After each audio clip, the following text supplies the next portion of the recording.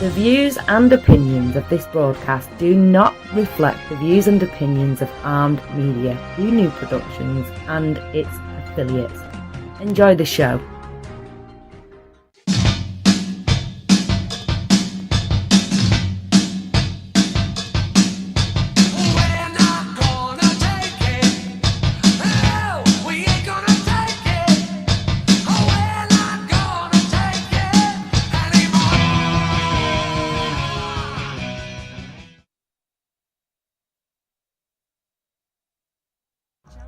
Oh, you can hear us? You're live. Hello, everybody out there listening to Armed Radio. Thanks for tuning into our show. All aboard. I'm Don. I'm sitting here with Dave. Dave, you want to say hello to everybody? Hey, guys. Well, that was a really nice, long hello, Dave. I was expecting a little bit more than that, but I know we'll get you going here in a few minutes. And as always, Dave, I want to tell everybody out there, like I always have, and I've been doing this ever since I've started this show, All Aboard. I want to send my prayers out to all the men and women out there serving in our military, and I'm going to say thank you to all of our country's veterans. And Dave, that's been something I've done since my first show, and I don't know, other people's been doing it here lately. I've noticed other people's been doing that lately. Have you noticed that? Oh, yeah. Yeah, and anyway, Dave, another thing I want to let everybody know is we'll get through all this, and we got a lot of stuff to talk about tonight, Dave. But just for all the listeners out there, we do have a Facebook group, a group in Facebook. It's called Trump 2020 ! Don't forget that exclamation point. And we also have a new group called Trump 2020 ! In the new program called Infinity SN. So if you belong to Infinity, please join our group. And tonight, you guys, normally me and Dave, we would take calls on any other night, but tonight here we live in the state of Ohio, and we're 1 week out from the primaries, which is May the 8th, which is next Tuesday. So me and Dave have invited a few political politicians from Ohio to call in tonight. So let's just hope we can get a couple in to call in tonight. It'd be great to hear from them. It's going to be, but I'm not going to give the number out, basically, because I'm going to save tonight for the politicians to call. Dave, what do you think? Yeah, we're trying to, give them a platform so they can voice their opinions and see where they stand on issues. That way we can get everybody able to make the most informed decision and the best vote that they can. Well, Dave, you know that this time next week here in Ohio, the polls will be about ready to close. So next week's going to be I got to go vote, and it's going to be pretty exciting to see who's going to, win these primaries we've been talking about so much. And these primaries today, to me, Dave, the primaries, I've always kind of looked at them like football. The primaries are kind of like the playoffs. And if you win the primaries, you go on to the Super Bowl. You know what I mean? To November 6th elections, Dave. Oh yeah, and I mean, here's the thing. These primaries, all these people, these primaries, they're good people, and they fought hard, and they want an opportunity to serve their local communities and their states, and or in the federal government. So, I mean, it is definitely the playoffs for them. So, we want to give everybody an equal opportunity if they want to call in and let the public make an informed decision. Well, Dave, there was only one politician that I did not invite to call in tonight, and that was D.C. DeWine, Mike DeWine. Dave, some people may call me a hypocrite, but Dave, if he does win over Mary Taylor in Ohio next Tuesday night, I don't think I could force myself to go in that voting booth and vote for that man. I just don't think I can do it, Dave. I know I can't. There's no way that I would vote for Mike DeWine. I'd rather write in Mickey Mouse as to vote for Mike DeWine. Well, I guess we could talk a little bit about Scott Lips a little bit, Dave. He's one of the guys who's supposed to call in tonight, and Scott Lips is a state rep right now. He's only served one term. That's a 2-year term here in Ohio. He represents District 62, and he's been called a rhino, Dave. He's actually been called a rhino. What do you think about that? Well, I don't agree with that at all. I've looked at Mr. Lip's voting record, and I mean, if you look at the issues that he's voted on, and if you look at some of the bills that this man has sponsored, he is far from a rhino. He is, to me, when I looked him up, I was very impressed. I have Candace Keller in my local district, and she's another one that impresses me greatly.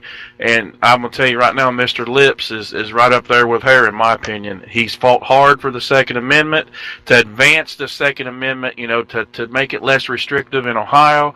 He's against abortion. I mean, he sponsored some bills that is anti-abortion. I mean, this man is far from a rhino. For somebody to call him a rhino, I mean, that they're just throwing insults, and lies, trying to get somebody else elected.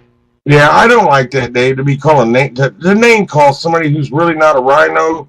And Dave, I usually do this. I said I was going to start doing this as a new thing. But anyway, Scott Lips is going to be calling in. He's supposed to be calling in around 8:15 tonight. So I'm looking forward to hearing from Scott. And we've got another lady. We'll wait and see. She's supposed to call in. She's running for senator. I'm not going to tell you her name right now, but she's supposed to be calling in around 8:30. So we will take the calls as they come in. And I hope the 1-800 number is working tonight. We may do a test here in a minute, Dave, just to make sure they're working. But last week I started this new thing, Dave. This day in history. Today is May 1st, right? So back in 1931, this day in history, the Empire State Building in New York officially opened. I mean, I think that's pretty fascinating. But I got one more here too.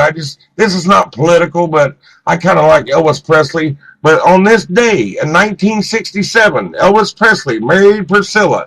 I don't know. I just like Elvis, you guys. To me, he's part of American history, and he's going to go down in history as one of the greatest singers, and he'll be around forever. The name Elvis, Dave. Oh yeah, he was. I mean, one of the grandfathers of inventors of rock and roll. Absolutely. God bless Elvis Presley. We lost a good man. I think he died, 1977 or something like that? Something like that, yeah. I think it was like 77, 76, something like that. Well, if you ever get a chance, Dave, go down there to Graceland down there in Nashville. Or not Nashville, it's, I can't think of the name of that city I went to. What is that city? Memphis. Go to Memphis, Tennessee. That Mississippi River's right next there. But I'll tell you, Graceland's in a pretty bad neighborhood, Dave, for Elvis's house. I mean, I think it just growed up ever since he died, but it's not in a really good neighborhood. Graceland isn't. I go through Memphis quite often, but I've never been to Graceland. That would be pretty cool to go check it out. It is, Dave. I mean, you can just, I don't know, you can just feel something when you go in his house. It's like outdated. But, the man did die in 77, but that was the times. But anyway, Dave, we're gonna move along a little bit here. Good things are happening right now, Dave, and history is being made, brother. Can you believe it? Kim Jong-un, this mean, ruthless dictator of North Korea, he crossed the DMZ, Dave. This is the first time something like this has happened, Dave, in over 70 years. And I would say all the credit goes to President Trump, Dave. I'm going to give Trump credit for that. Well, I would too. I think that, with Trump's hardline stance with Kim Jong-un, his tweets, a lot of people don't like his tweets, but I think that's one of the ways that he put pressure on him. I mean, I don't know no other leader that's ever called him Rocket Man. So, and then Trump also, I think he ratcheted up the pressure with China, putting that pressure on China to put that extra pressure on North Korea. I think that's made a huge difference. And if you look at all these past administrations, they've never been able to accomplish anything like this. Well, do you think that by Trump sending all those ships over in the Korean Peninsula, that Kim Jong-un knew that President Trump wasn't going to be playing games with him like Obama was? Oh, he had to. I mean, I think that we ended up sending like two battle groups over there. So, yeah, I mean, we were ready, Dave. We were ready to get him the next time he launched one of those missiles. I mean, I think war was getting ready to start, and I believe Kim Jong-un, I believe Trump used our muscle, and he scared the man. I really believe that, Dave. Well, he ratcheted up sanctions, Okay, it sound. I think I hear my phone in there ringing. All right, Dave, answer your phone. There you go. So, you guys, we got a call coming in. We'll see who it's from. Just 1 second here. I got somebody answering the phone for me, and what we do is we connect the phone to Dave. Okay. Hello. Is this Scott Lips? Yeah, Scott, right here. Scott, thank you so much for calling. And for everybody out there listening, Scott, we had to transfer you on a conference call with my host here, Dave Coots. But for everybody out there listening, this is Scott Lips. Scott Lips is currently a Republican Ohio State Rep for District 62. And Scott, I'm so happy that you called in our show tonight. All aboard. You want to tell us a little bit about yourself, Scott? Well, sure, Don. Thank you, first of all, for having me. It's really been fun, and I enjoyed meeting you this weekend. So I've had the real honor of serving in District 62, which, as you know, is about 2/3 of the geography of Warren County, the central and northern part of Warren County, for the past 2 years. And it's just been such an honor. These are, as you certainly know and live right there in Franklin, salt-of-the-earth people that would do anything for you. I describe it as fabric of the community people that build our community, that sponsor the Little League baseball teams, that go to the high school plays, that worship locally, that donate locally. So I consider it a huge honor to be coming from a little town like Franklin, Ohio, and serving our community. So I just want to start right there. I think many of you probably know that I own a small business in Franklin, Ohio, and it's funny, a lot of people have said I'm a career politician. That's probably not true, since you consider I own a small business and have worked there in Franklin for 28 years, and to this day I continue to work.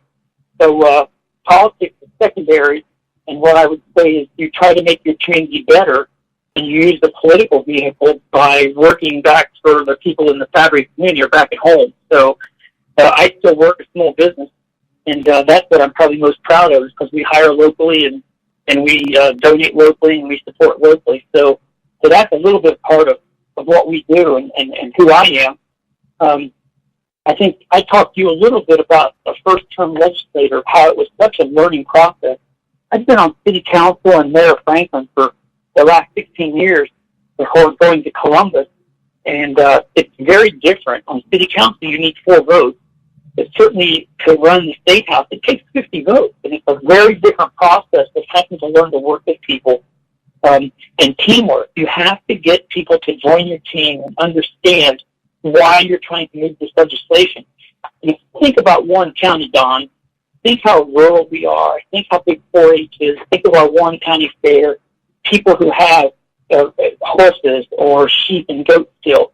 That's very different than inner city people in, let's say, Cincinnati or Cleveland. Right. So we've got to try to help them. They have to govern their people and figure out what to serve their people. Very different needs than our people. So I think the learning process is just a huge part of becoming a state rep for you guys.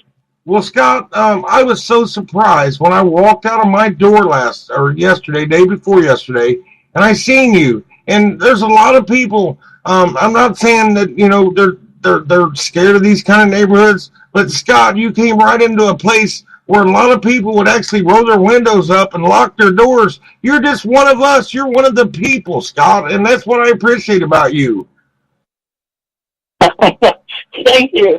I got my good friend Dave on here. Dave, do you want to say anything to Mr. Lips? Hey, how you doing, Mr. Lips? Good. Nice to meet you. Just call me Scott. Oh, thank you. Nice to meet you as well. Well, Scott, I was out Sunday. Go ahead, Scott. I'm sorry. I didn't mean to interrupt. Sunday was a beautiful day. It was a very chilly March and April. So Sunday, I just felt so humble driving around our city, and I saw people who had lip signs in their front yard. So I drove up, and I had some lip lollipops and lip balms in the car, and I was just going to thank them and shake their hand and say, hey, that's really nice of you to have a sign for us. And the second door I knocked on was yours, Don. Well, yeah, it was an honor. It was an honor. You caught me off guard because I'd been up that whole night and I wasn't dressed yet. And I knew who you was, but it was such an honor to take a picture with you out here, Mr. Lips. And Dave, you was going to ask Scott about something about. We have a person who called you a rhino, and Dave, will you tell him a little bit about it, please? Well, yeah. I mean, I was able to do some research on you. You know, being your first term at the state house, and I have to tell you, Scott, I was really impressed with your voting record. I think that it speaks for itself, and how anybody could call you, you know, a rhino or say that you're a career politician is just beyond me. I'd like to thank you personally for your advancement and your protection of the Second Amendment right off the bat. I mean, I've seen your voting record on it.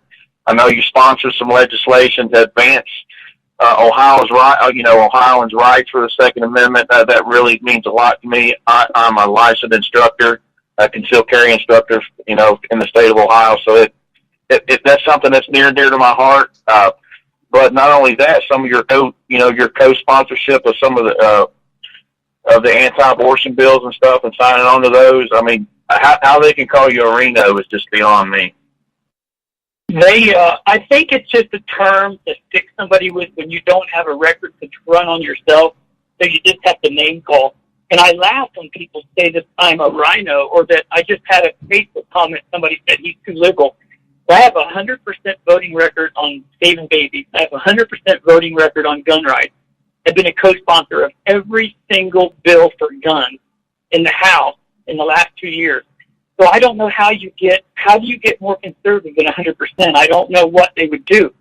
I'm the only candidate endorsed by Buckeye Firearms, Ohio for conceal and carry, and the NRA with an A rating. So I am a conceal and carry. I got my license right there from Jerry at the Franklin Police Department, who teaches right there in town, is where I got my conceal and carry. So I believe that nobody is going to take our guns. I believe in that. It's a huge part of Warren County and growing up as a young person and hunting. And so I think I'm safe there. As for saving babies, I was one of the sponsors of the heartbeat bill. And that's funny too, because people started dinging me, saying that I was forced into that. Yes, I was never forced into that. Explain that, right, Scott. They said you held on. You held out. You were forced into voting for that bill. Explain that, Scott, if you don't mind, buddy. There's no numbering system. You don't pick a number. So I'm the 13th sponsor. You're either a co-sponsor of a bill or you're not. I co-sponsored that bill, and it was very strategic. We ended up being the 50th co-sponsor, so we could announce it and hold a press conference and say, we are the kind of the deal breaker. We are the ones that put this bill over. So there's no numbering. It's either you believe in this and you co-sponsor it or you don't. So I know my opponent has had a really fun time talking about what he would do with the heartbeat bill, but he can't be any more than a co-sponsor. So I don't know what else he would do to have a more conservative record. I think my record pretty much, I'm very proud to stand on my record, as Dave said, he did some research on me. Yeah, and if they do their research on you, they're going to be impressed. Candace Keller is my rep. I live in Madison Township, and I'm also very impressed with her. But I was telling Donald earlier, you have thoroughly impressed me with your voting record, with your stance on stuff. I mean, you are very conservative, and there's no way that you're a rhino or a career politician. I don't understand how people can take getting involved in your community as being a career in politics. I mean, you're a local businessman, like you said earlier. You are. I mean, if you mirror the essence of a real American on how you get involved in politics at the local level and then build your way up.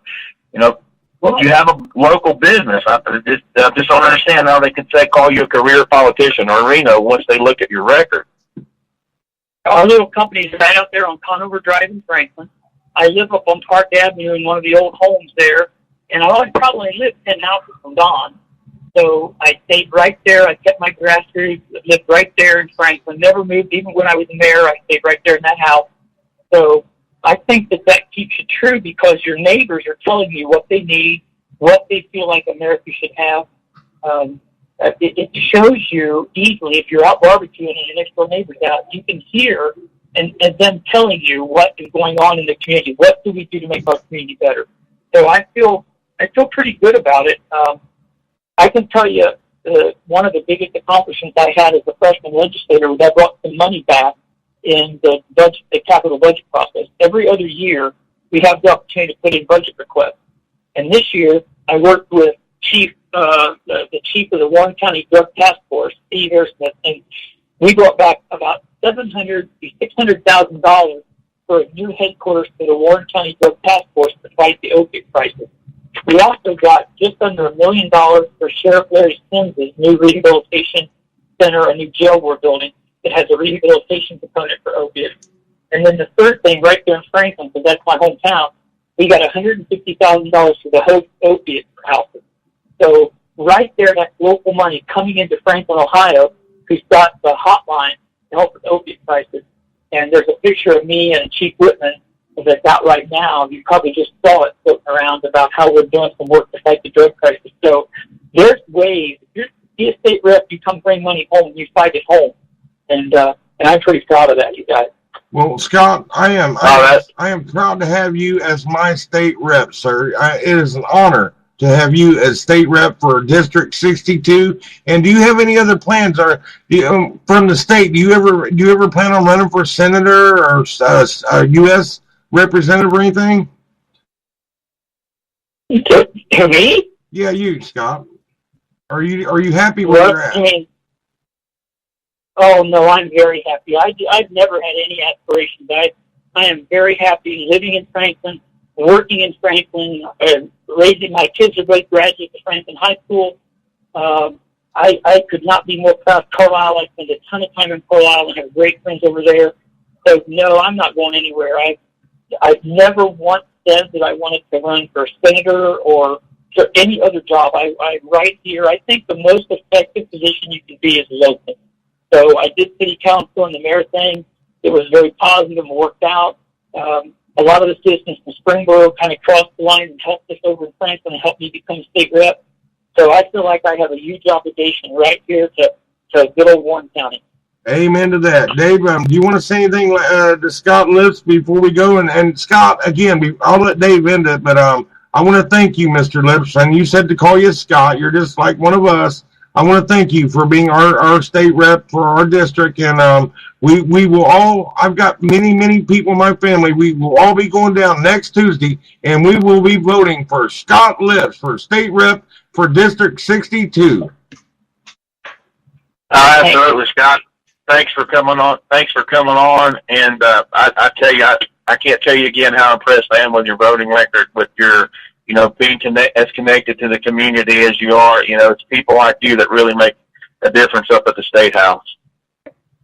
Thank you. And you live right there, so just stop over sometime. If you need anything, come get me and try to get me involved. The more I learn about what's going on, the more effective I think we'll all be together. So, absolutely. Okay, guys. Thank you. Well, thank you, Scott. It's thanks a lot, Scott. I'll share this out to you tomorrow, Scott. I'll send it over to your page. Okay, thank you. Bye, Scott. Have a good one. Break a leg next Tuesday. All right, see you guys. Bye, buddy. Okay.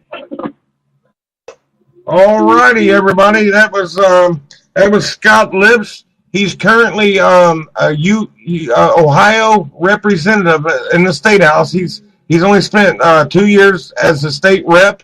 He is running again for state rep. And Dave, how many terms can a state rep serve here in Ohio? I think in Ohio they can do 4 terms, 8 years. That's 8 years total. So that's and by hearing Scott talk, I mean, Dave he's a very humbling man. He is for his community. He loves his community, Dave. Oh, you can tell by talking to him that he loves the community, and like I said, his voting record, when I looked at it, it was impeccable. I just don't know how you can get a more conservative, more solid candidate and then call him a Reno. I mean, I just don't understand that. Unfortunately, when people don't have a platform, that's what they tend to do. They tend to switch over to name calling or to try to divert from the issues. that man is solid in the Franklin community and in his district, period. And guys, I'm telling you, he is going to be a good representative for that district. I feel safe with him being our rep, Dave. Our guns, I know he's going to protect our gun rights. And like I said, there's 99 representatives in the state of Ohio, Dave. That's a lot of reps. So we need people like Scott Lips and Candace Keller up there fighting for us. We the people of their districts. And I think they are wonderful people. And how could you call a man like that a career politician? I just think that's wrong, and it makes me mad, Dave. Well, it's like I said, you're not a career politician if you start out on the local level. I mean, that's being involved in your community. That's not being a politician. He still has a local business that he runs every day. That's not a career politician. You're giving back to your community when you're serving on the local level. I mean, you're not profiting, you're not getting rich from it.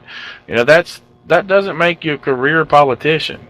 I don't even think they make that much money as a state rep, to be honest with you, Dave. I mean, I think he's truly there for the people. What do you think?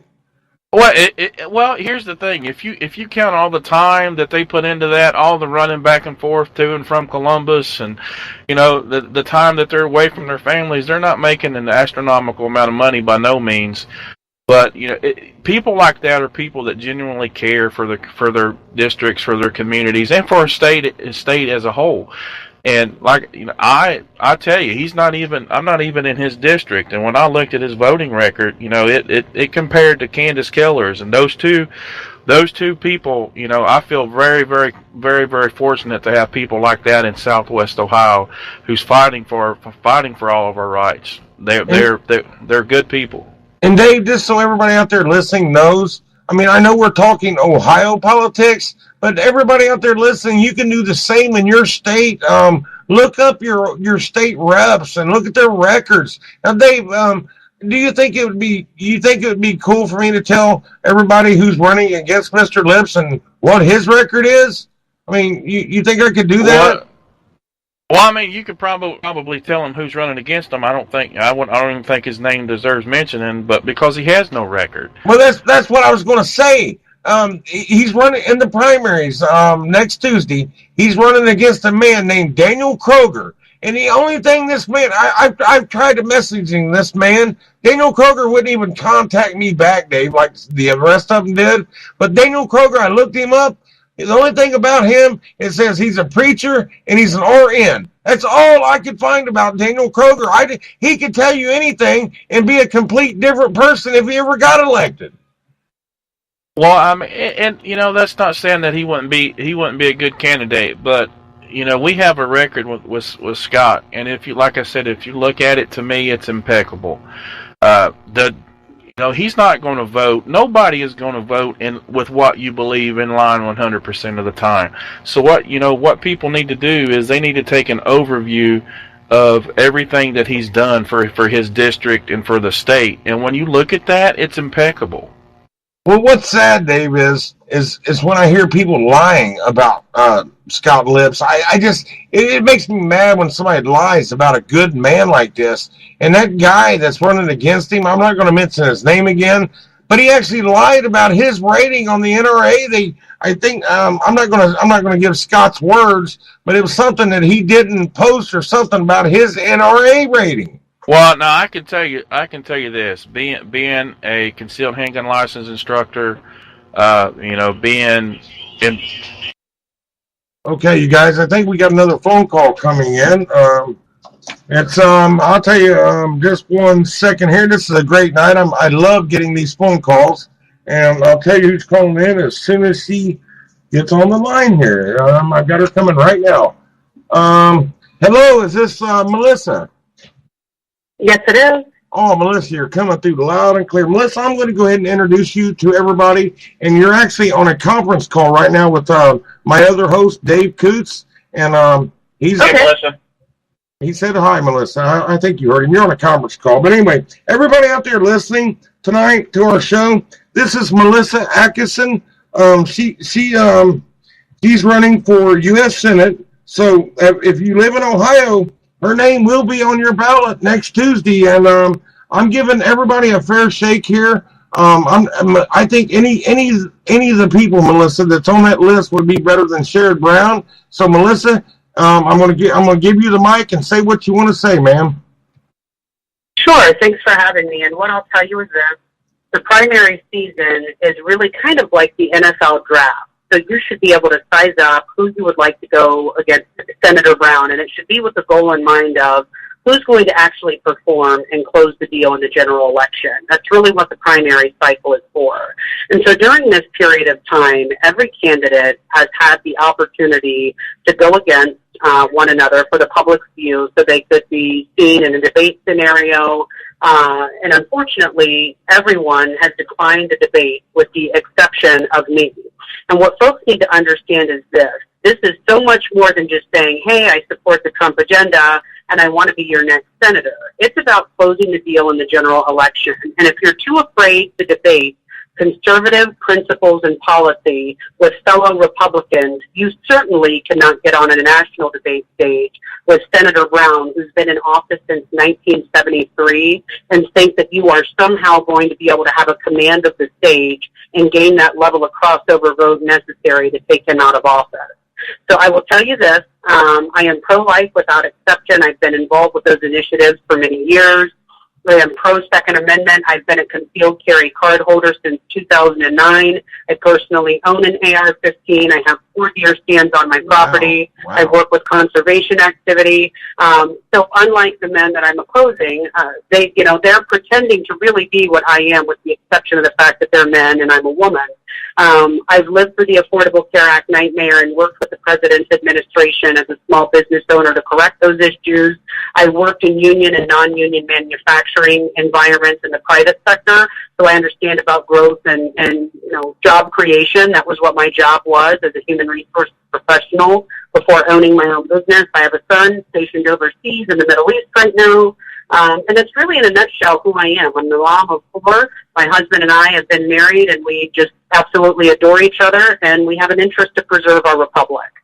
Well, that sounds wonderful, Melissa. And really, being a U.S. Senator, to me, that's a big job, Melissa. That's a very serious thing to be a United States Senator. I mean, I'm gonna wish you good luck. And do you mind if my other host here, Dave, if he asks you a question? I mean, just sure. Dave, go ahead. If you got anything you want to say to Melissa, right now is the time to say it, brother. Well, I looked at Melissa and checked out her record. I know she's a very good, strong Second Amendment supporter, which is very near and dear to me. So I just want to wish you well in the primaries. And if you do get the nomination, we'd like to invite you back again, and hopefully we can take down Sherrod Brown. Yeah, I think that's what you've got to, just understand that. And I hope all the listeners are hearing this loud and clear. Just from a strategic standpoint alone, you have to be able to gain a large percentage of crossover Democratic votes. And I do not believe, in fact, I'm quite certain that the gentlemen running, number one, they don't have the physical presentation, and they don't have the stamina, the energy, or the ability to connect with the Democratic voter and people from all walks of life. It doesn't look very promising when your only agenda is, I'm rich and I like President Trump. That doesn't resonate real well with the crossover vote. They want to understand, do you know what it's like to walk a mile in my shoes? What is it that you can do to bring the conservative message, and how will it benefit my family and I? So just be very prayerful. That's always the most important thing you need to be doing. This is an incredibly important time in our country right now. And, it speaks volumes that a mom of 4, small business owner, has effectively ran a grassroots candidacy, all funded by the Ohio voter, from my commercials on TV to my radio ads. That's all the Ohio voter plowing behind me, making this happen. Not special interest, not dark money, not donor money, the Ohio voter. That's who I'm accountable to. Well, Melissa, that's awesome. Melissa, tomorrow, I will send this to you if you want me to. I'll send this radio show to your page tomorrow, or on your messenger. Sure. If you want to use it. Sure. It's a good show. We do a good show. We've got a lot of listeners, Melissa, and if by coming on here, if we've helped you out, and I want to say God bless you and thank you for calling our show, Melissa. Yep. Make sure you're praying for me, guys, and our country. Well, and I know Absolutely. It's customary. It's not to say good luck. I think it's to say break a leg next Tuesday, maybe. Is that what they say? Yeah. Well, Yeah. We don't want that though. Okay, well, I don't want you to break a leg, no, Melissa. But I'm wishing I'm wishing you good luck, and I want to thank you once again for calling in our show. God bless you guys. Thank you, Melissa. That's Melissa Bye-bye. Akison, Thanks for coming. running for U.S. Senator. Thanks for coming on. Bye, Melissa. All righty. That's we've had 2 candidates call in tonight, and that's a wonderful thing. That's what I love, Dave. I mean, what do you think about that? We've had a Ohio State rep call us tonight, and we've had a lady who's actually running for U.S. Senate. I mean, that's a big position, Dave. A U.S. Senator is. Yes, it is. And I mean, the thing that you have to look at is like she was saying, who can take down Sherrod Brown? If any of those people running in the Republican primary right now There's 5 declared ones. 5 declared, and they're all amazing choices. They are. I'm not going to say any. I'm not going to sit here tonight, Dave. I'm not going to say anything bad about any one of them. I've made my mind up who I'm voting for, but you know what? Whoever wins in that election, if Melissa wins, I'm going to get behind her, Dave, 100%, and I'm going to go out here and I'm going to fight for her. I'm going to go out here and I'm going to fight for Scott Lips. You know what I'm saying? And that's what we have to do, Donald. If you remember, we've been talking about, I feel that that's one of the things where the Republican Party is lacking, is we don't carry momentum very well. We have the momentum from the presidential campaign, and it seems like we just don't carry it over to midterms and stuff. We cannot afford to have a blue wave again. No. Our country, our republic, cannot afford a blue wave. We have to get these conservative-minded people into office. If you're listening to this show, your vote makes a difference. You need to get energized. You need to get out. You need to vote. You need to get behind these candidates, whoever they may be in these primaries once they're over next week. And we need to get them elected. And it's like we said before, the only I won't even call him a conservative, because if you look at his record, it speaks for itself, that I cannot get behind would be D.C. DeWine. I feel the same as you, Dave, and I hope I'm going to send this show to Scott Lips and Melissa tomorrow, since they did call in. But Dave, you remember back when we went and we seen Mary Brown? You remember that when we came back and we stopped at, I think it was Cracker Barrel, and ate dinner? Yeah. Remember how Dave, I got a big mouth. I'm unlike other people, but I stopped the guy in the bathroom, you guys, and I was telling him about a candidate. That's what you got to do. You got to get out here and you got to talk to people, don't you, Dave? Absolutely. And if you remember what that man said, he was actually friends with Mike DeWine, but was voting for Mary Taylor. That right there, to me, speaks volumes. Donald, let's touch base a little bit about the Ohio governor primary. Go ahead, Dave. Go ahead, brother. You go right ahead. If you look at that, guys, don't listen to all these smear ads and stuff that are being put out on the television. Take your time. Look at each candidate. Look at their platform, and I guarantee you, if you look at Mary Taylor's platform versus Mike DeWine's platform, you're going to vote for Mary Taylor. She is a true conservative. She loves the state of Ohio. She's a hard-working. She's going to bring accountability back to Ohio, guys. If she is the nominee and is elected governor, our state will be better off for it.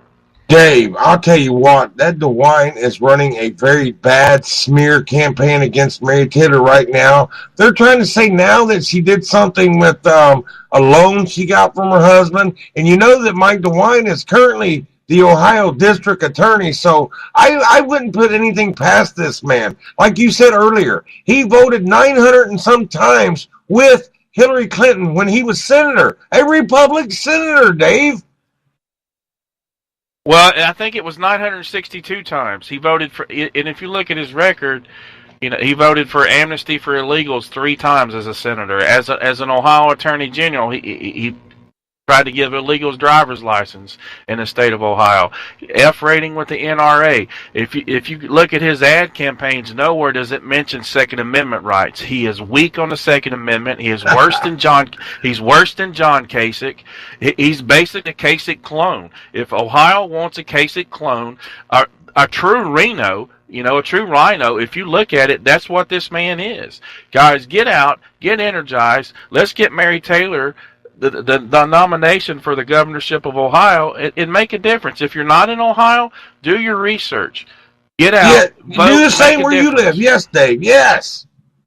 Yes. You know, your vote counts. You can make a difference. These primaries that are coming up, they're very important, guys. Because what we need to do is we need to put people in place that can keep this blue wave from coming. Because I promise you, the Democrats, they want a blue wave.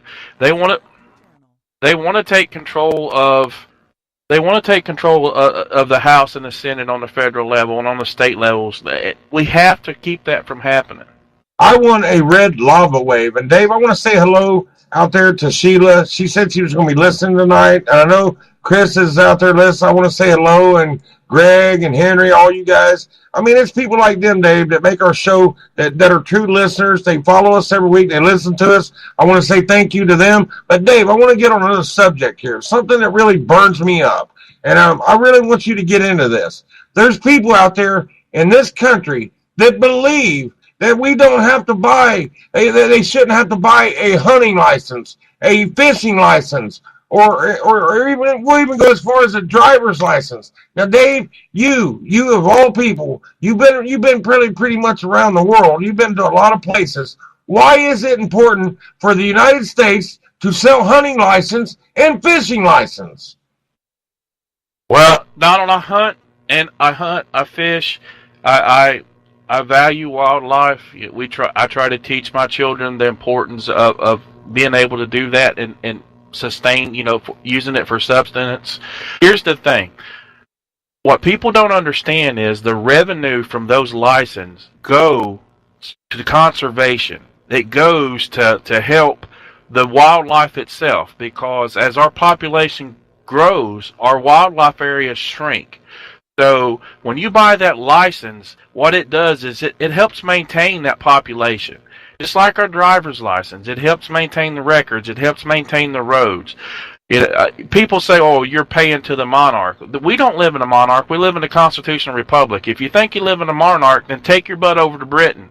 Yeah, where you ain't even allowed to own a gun over in the UK, Dave. Well, not only that, but look what, if you look at what Britain done with a little kid that they wouldn't let their parents, the doctors ruled that the parents couldn't take the kid and come to America for treatment. Now, did that just happen again here recently, Dave? That just happened this past week, I believe it was, Donald. That's a monarch. We have a constitutional republic.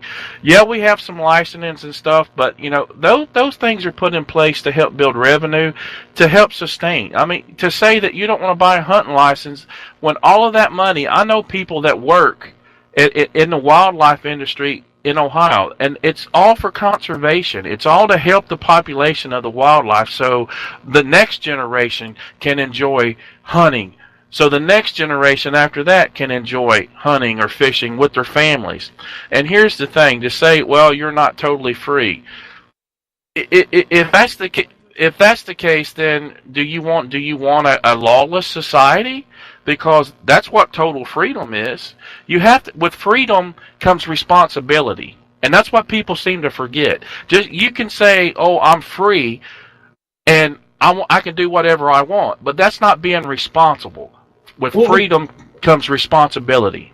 Oh, absolutely. But Dave, I am so glad we got these game wardens out there and these park rangers. Just imagine what our wildlife would be like without these game wardens and these all these people. Dave, our forest would be littered up. It would be a haven for drug users. Our wildlife would be hunted. It would be depleted. Like you said, there would be no more animals for our children to fish and hunt, Dave. And why would you want to be so is it being greedy that you don't want to buy a hunting license or a fishing license? Well, they use it. A lot of people use it on the basis of, well, I'm not free if I have to buy a license. And like I said, with freedom comes responsibility. You're free to hunt. You're free to do that. But what you have to understand is the revenue that generates in turn turns around and goes back to use for conservation. It's not like they're just putting it in their pocket. They're using that for programs.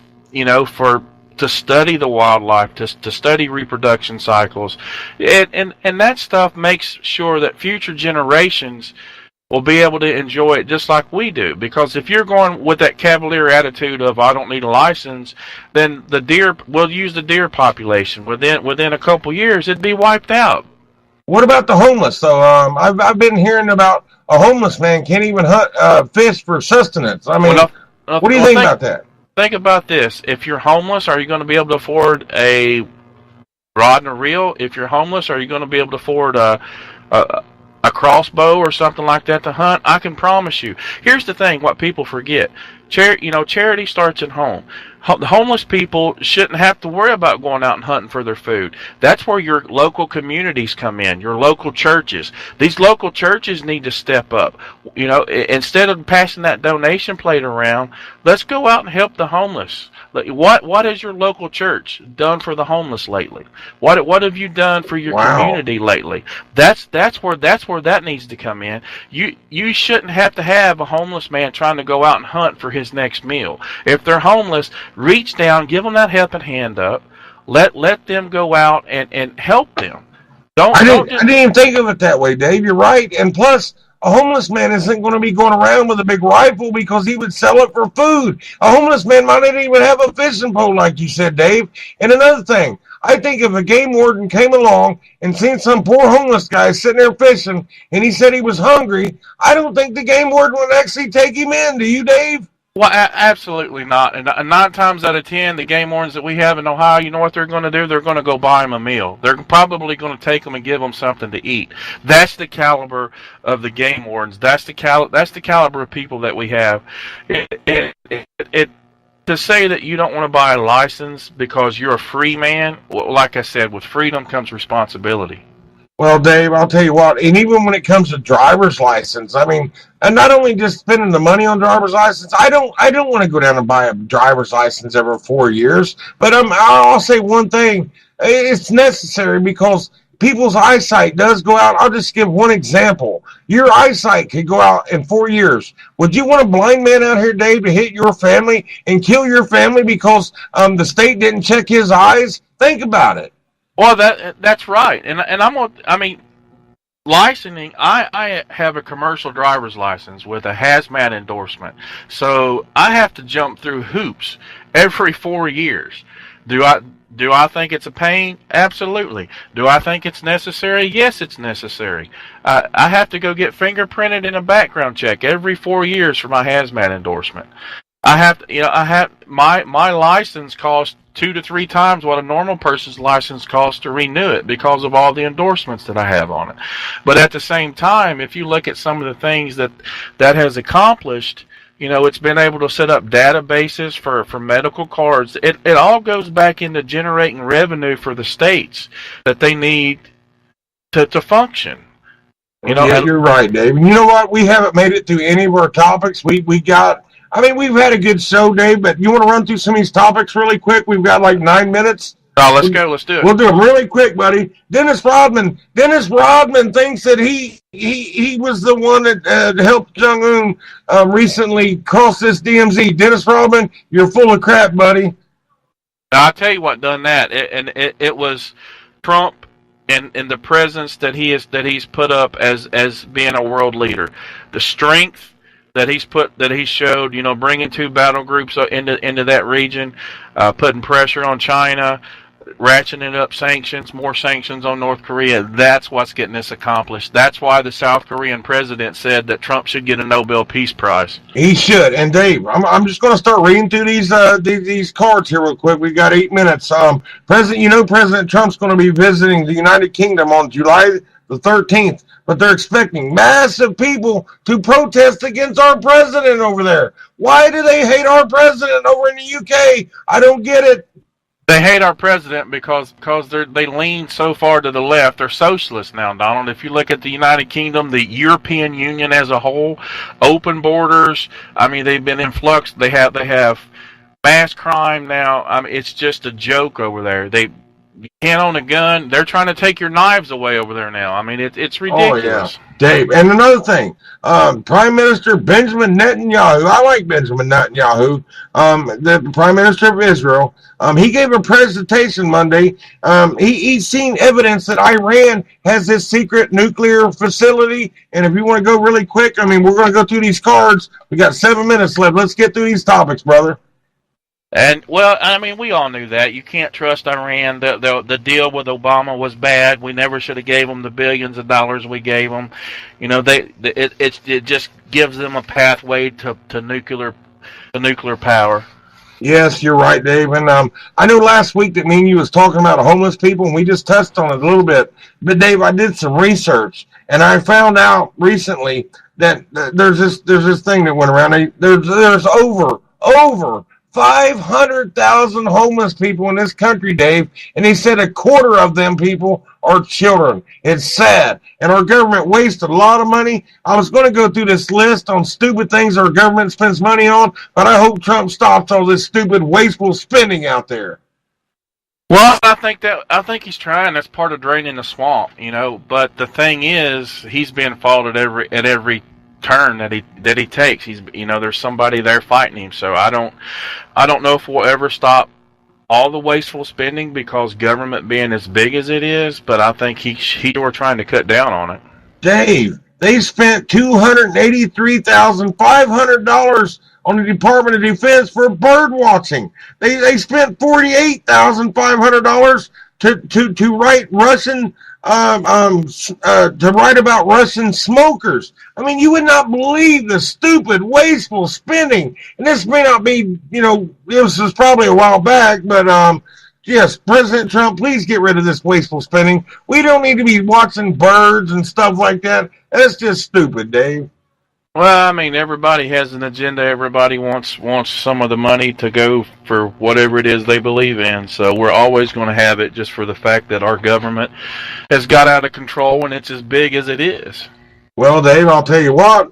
I was just this will probably make you happy. I was reading this report that said that the Conservative Republican Study Committee on Wednesday unveiled a 2019 budget blueprint that would slash federal spending by $12 trillion over the next decade. $12 trillion.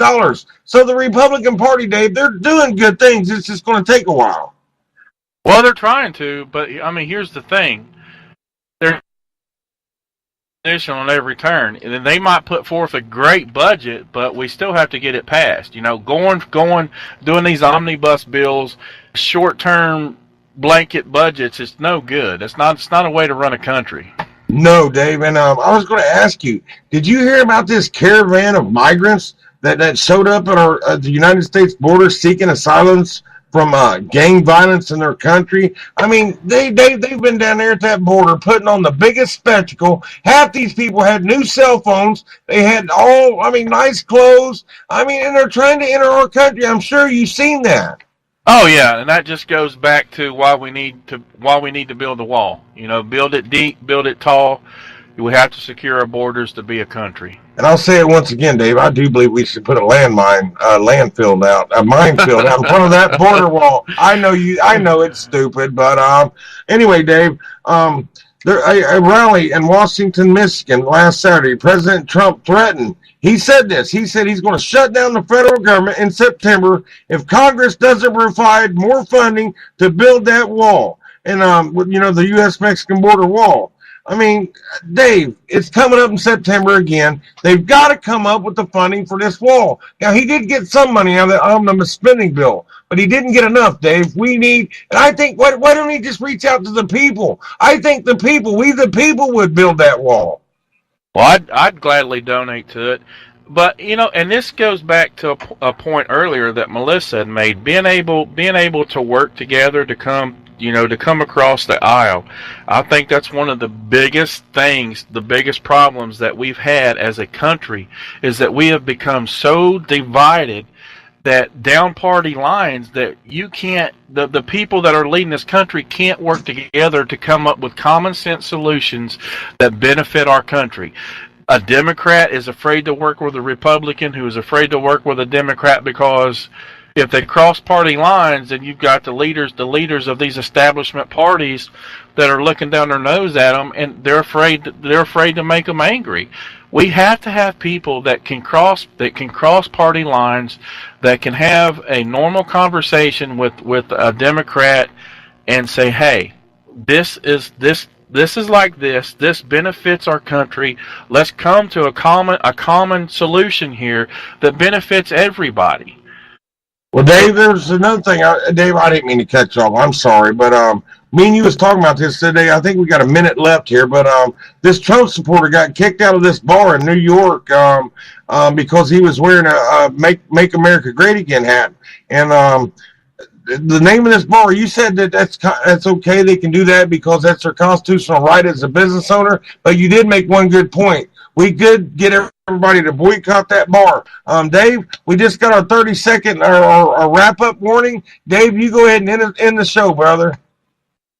All right, guys. Yeah, and Donald, just touch base on that real quick. I think it is the business owner's right, but it's our rights as patrons not to do business with them.